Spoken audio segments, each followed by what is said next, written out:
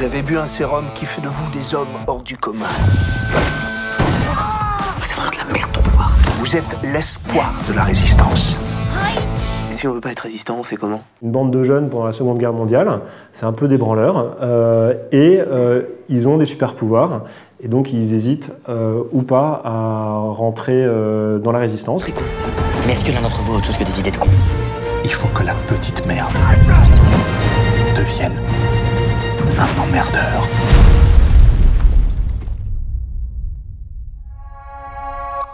C'est YouTube Premium, qui a été lancé à l'international, qui a été lancé aux États-Unis et sur quelques autres territoires il y a 2 ans, et qui a été lancé en France le 18 juin. Et en fait, YouTube a lancé YouTube Music et propose pour quelques euros de plus de passer à YouTube Premium, qui propose 3 choses en plus de musique. C'est YouTube sans pub, les contenus originaux et la possibilité de regarder en arrière-plan et de télécharger les vidéos. Et donc sur les contenus originaux, il y a donc les emmerdeurs et il y a également leur catalogue des autres pays. 60 séries, je crois. Il y a une 60aine de contenus. Donc vous avez 10 heures, plus pas de pub, plus des contenus originaux. Et ils ne communiquent pas dessus. Non. Moi, je suis très anti-langue de bois, mais en revanche, je préfère dire ce qu'on ne peut pas dire. C'est plus simple. YouTube ne nous autorise pas à communiquer sur le budget. Ce qu'on peut vous dire, c'est que c'est un budget qu'ont les gens qui font du 26 en France, donc c'est pas fou. Mais alors, ça se passe pendant la Seconde Guerre mondiale, il y a des nazis, il y a des super pouvoirs et des tanks. Donc faut être quand même être précis dans ce qu'on veut. C'est plus difficile que 3 personnes qui se disputent dans une pièce. De manière très concrète, la productrice exécutive, c'est Julie. Mais on a demandé effectivement pas mal de conseils aux gens qui avaient déjà fait des séries avec une contrainte de budget et de temps assez forte.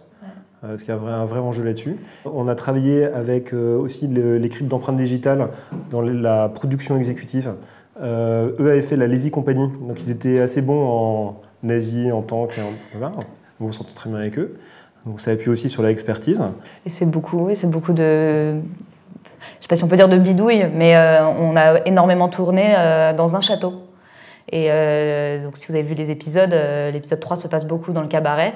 Et en fait, le cabaret tourne au même endroit que la Kommandantur. Et c'est des petites choses comme ça. On a tourné dans le Loiret, où il y a beaucoup d'endroits encore très préservés, pour pouvoir tourner en extérieur sans avoir à faire énormément d'effets spéciaux après.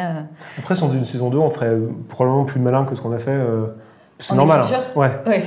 Mais en production, ça a été très malin, je pense, mais en écriture, il y a énormément de décors. En fait, les projets nous plaisent.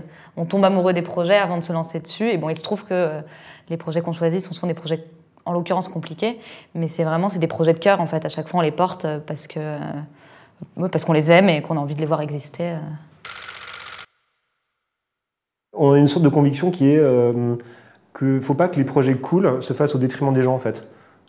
Donc on se dit comment on peut faire pour, à la fois dans le financement et dans la rationalisation, faire en sorte que ce ne soit pas les équipes qui trinquent. C'est souvent le pis-aller, en fait. On se dit, ouais, c'est pas grave, on fera tout. Mais je ne trouve pas ça juste.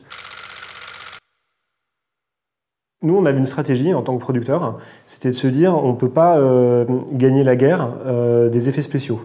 C'est-à-dire qu'en gros, on fait X-Men pour la Seconde Guerre mondiale, on ne fera pas mieux qu'X-Men, c'est sûr. Donc, le truc le plus important pour nous, c'est les persos et leur trajectoire psychologique, ce qui va se jouer entre eux, et que ça dégage un supplément affectif, comme tous les trucs que vous faites avec de la passion. C'est pas toujours complètement parfait, mais ça se sent en fait. Je sais pas comment le dire. Ça, c'est un truc très YouTube.